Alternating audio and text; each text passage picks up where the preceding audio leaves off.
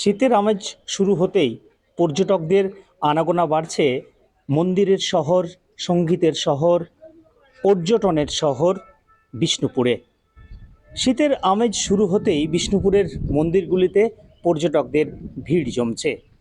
আর পর্যটকদের ভিড় জমাতেই রীতিমতো খুশি হস্তশিল্পীরা। তারাও চাইছেন ভিড় যাতে বেশি হয়, বেশি করে যাতে কেনাবেচা হয়। তবে বিষ্ণুপুরে সারা বছরই পর্যটকদের আনাগোনা থাকেই। তবে শীতের মরশুমে বিশেষ করে নভেম্বর, ডিসেম্বর, জানুয়ারিতে প্রচুর পরিমাণে পর্যটক শুধু এ রাজ্যে নয়, ভিন রাজ্য থেকেও এখানে হাজির হন, ঘুরে দেখেন মল্ল রাজাদের প্রাচীন ঐতিহ্যের মন্দিরগুলি। বিষ্ণুপুরের টেরাকোটার যে ঘরানাটা আছে সেই ঘরানাটা দেখে খুবই ভালো লাগছে, এবং এখানে যে কনজারভেশন কাজ হয়েছে বিষ্ণুপুরের যে টেরাকোটা শিল্পটাকে ধরে রেখেছে সেটার জন্য খুব ভালো লাগছে। কেন এই জায়গাটা বাঁকুড়া বিষ্ণুপুরের এরিয়াটা হাতের কাজের জন্য, শিল্পের জন্য খুবই বিখ্যাত।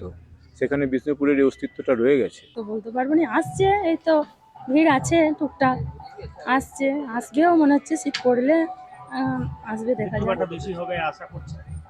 আশাই তো আছি, সব মালপত্র তো কিনেছি আশা করে, মানে মালপত্র এত কিনেছি, এত জিনিস কেনা হয়েছে, সব আশা করি তো সিজন, হ্যাঁ এই মেলার সময় তখন খুব ভিড় হয়।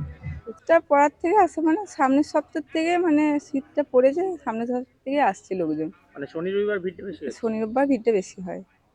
আশায় আছেন ভালো বিক্রি হবে? ওইটা বলতে পারছি না এবছরে। শুরু হতেই মল্ল রাজাদের প্রাচীন ভূমি বিষ্ণুপুরে ভিড় জমছে পর্যটকদের। খুশি পর্যটন শিল্পের সাথে যুক্ত মানুষজন। আমার শহর বিষ্ণুপুর থেকে স্বরূপ গঙ্গোপাধ্যায়, কলকাতা টিভি।